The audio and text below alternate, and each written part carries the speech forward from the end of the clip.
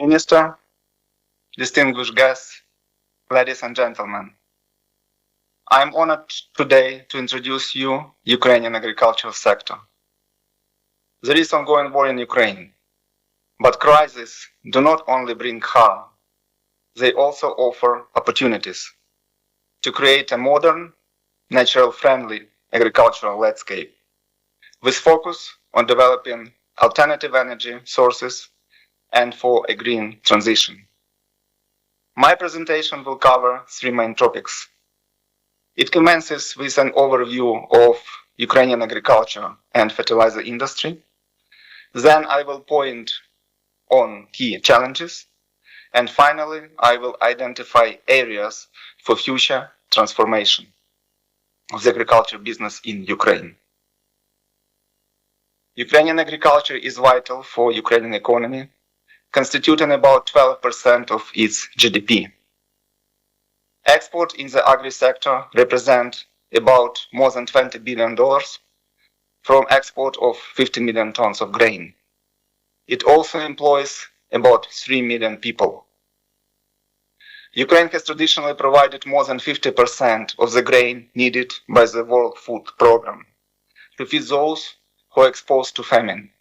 It is fully possible to claim that Ukraine is one of the bread baskets of the world, and also equally viable to state that with current illegal Russian invasion, it is a challenge to maintain the flow of grain out of Ukraine, which is significantly threatening global food security.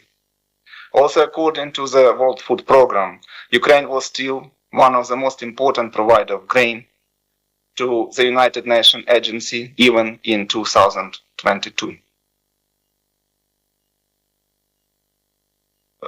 In order to understand Ukraine and our agriculture, we need to understand our land structure.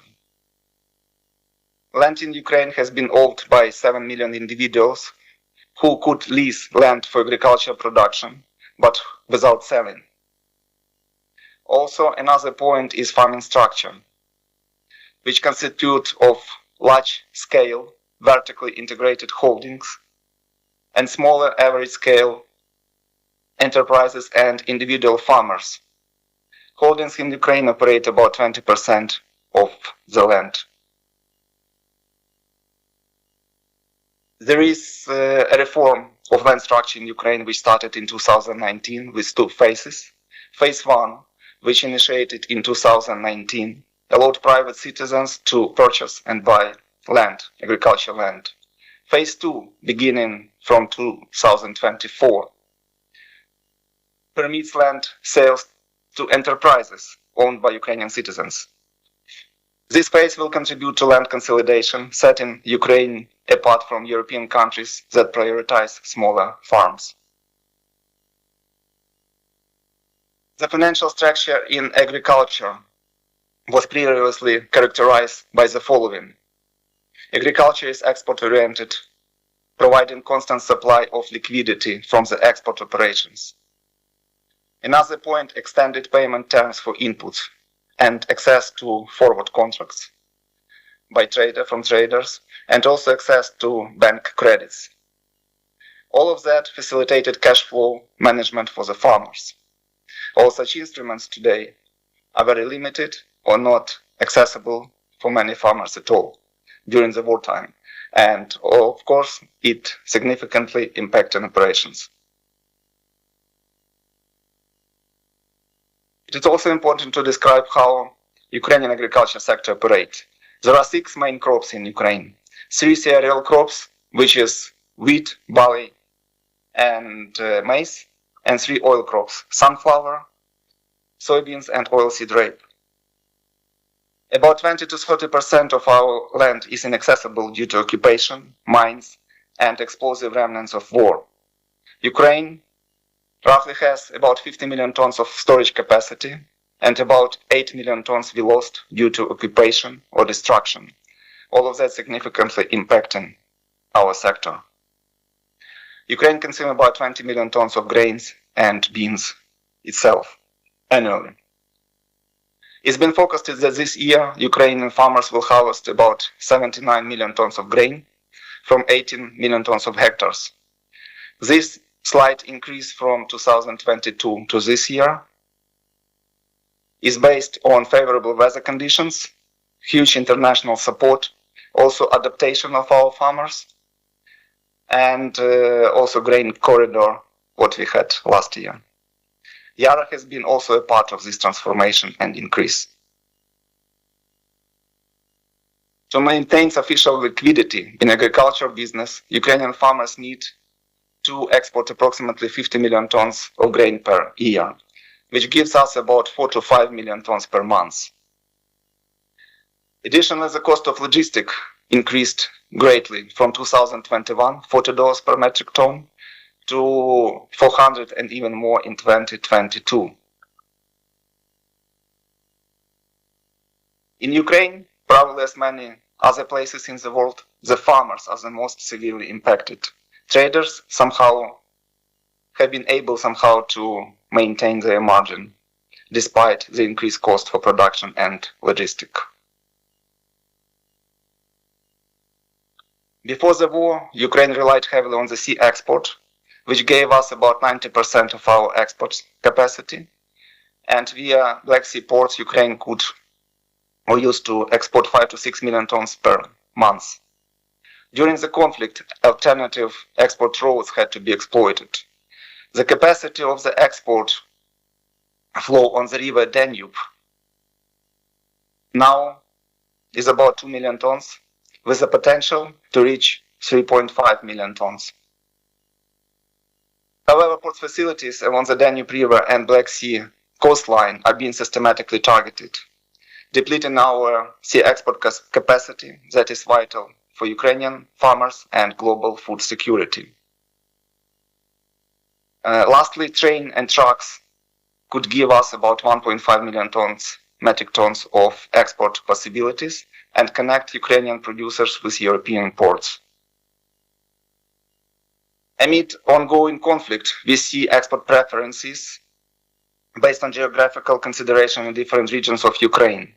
In western part of Ukraine, there is a preference to go through Poland to seaports in Europe.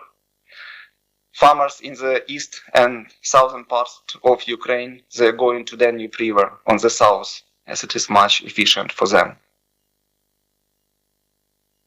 Fertilizer market in Ukraine also faces challenges. Ukraine has 8 fertilizer plants. One, the Severodonetsk plant, fertilizer plant, has been destroyed by war fighting, as many of you probably followed last year on the television. The Stirol plant, another one in Donetsk region, has been occupied since 2014. The terminal in Odessa on the south is the termination point for the Tolyatti-Odessa ammonia pipeline, the operation of which is amongst the demands from Russia to reopen the Black Sea initiative. The remaining 5 plants operate, but with limited production capacity. Ukraine is self-sufficient in nitrogen fertilizers, but importing more than 90% of NPKs. In 2022, after the full invasion, production of Ukrainian plants dropped from 6 million tons down to 1.3 million tons, and consumption decreased by 70%. A small rise in fertilizers volumes in 2023 suggests potential recovery and open hope with revival. 2022 February 24, active season is unfolding, but at once train and trucks had to be stopped midway, and communication and movement became nearly impossible. We came in the situation of strikes, destructions, blackouts, limited electricity without internet connection, heating, or without light, and of course risk of life. Here you see on the picture a building of the office of Yara Ukraine and what happened inside, and also a picture where we presenting without electricity, just from our computers. But despite difficult circumstances, we remained committed to our mission to feed the world. We took responsibility for maintaining a reliable supply chain and resumed business operations within 2 weeks from the beginning. We decided to stay and work with our customers and farmers, sharing our knowledges and delivering essential fertilizers to their fields. Before February 24, 2022, our fertilizers transported to Ukraine by Ukrainian wagons via Belarus. It represented about 95% of our import. This method was very cost-effective for us, especially in fertilizers. After February 24, it stopped. There was a significant shift in logistics, with transportation now being directed via Poland, using trucks and European wagons, which are different from our. This shift is resulting in a 50% cost increase for logistics. There is a cost-effective strategy, which is synergy between export of grain and import of fertilizers, which is emerged and is being used by us.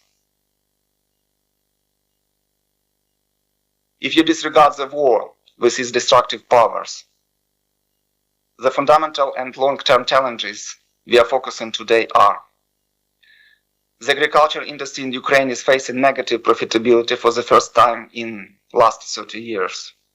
Limited access to export, insufficient credit and financial instruments access, low commodity prices at farm level, and cash flow gaps. All of that contributed to negative profitability. The ongoing war introduces substantial risks and challenges that impact agricultural industry. People becoming the main challenge, as mobilization efforts and an influx of refugees result in labor shortages that hinder agricultural operations. Farmers are struggling with low commodity prices, primarily due to the elevated logistical costs on the farm level.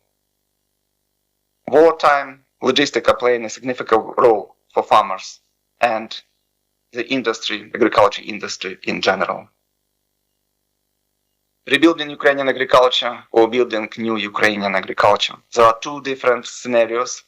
Scenario one, sea export is available and remains the primary mode of transportation. The key characteristics here include efficient export and stable profitability.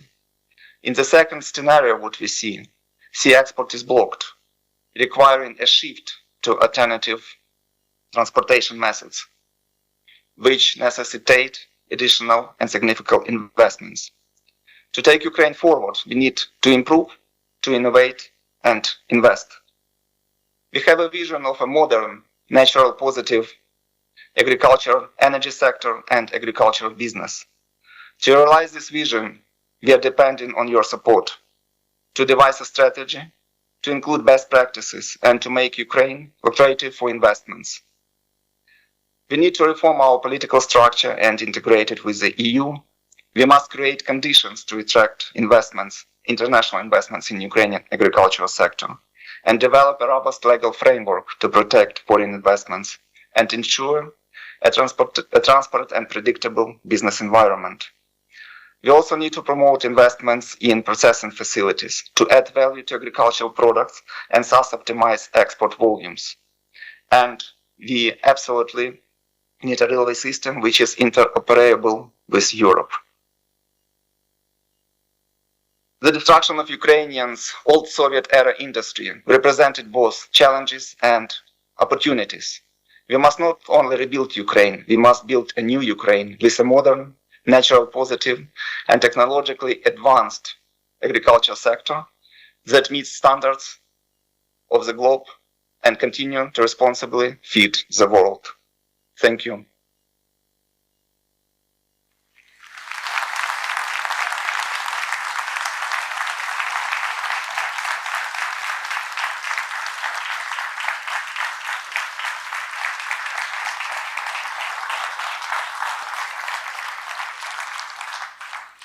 Thank you, Yurii. I hope you were able to hear the applause from the room here. And I want you to know that we're many here with you in your struggle and very impressed with the work and the dedication that you've shown in all the work that you do. Thank you so much. A very quick question to you, Yurii. I know that you wanted to be here with us in Oslo. Could you elaborate just very shortly on why you're not here?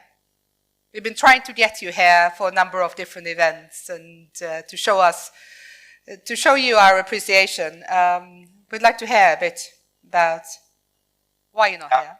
With the beginning of full-scale invasion, our government imposed martial law, which prohibits to leave the country for all men from 18 to 6 years old who are legitimate for army subscription. Of course, not all people in the army. It is necessary to keep our economy and country running, but you also can apply for special permission to leave the country, but there is no guarantee that you get it. Nevertheless, we accept it with understanding and responsibility, and we are just following what is the best for our country.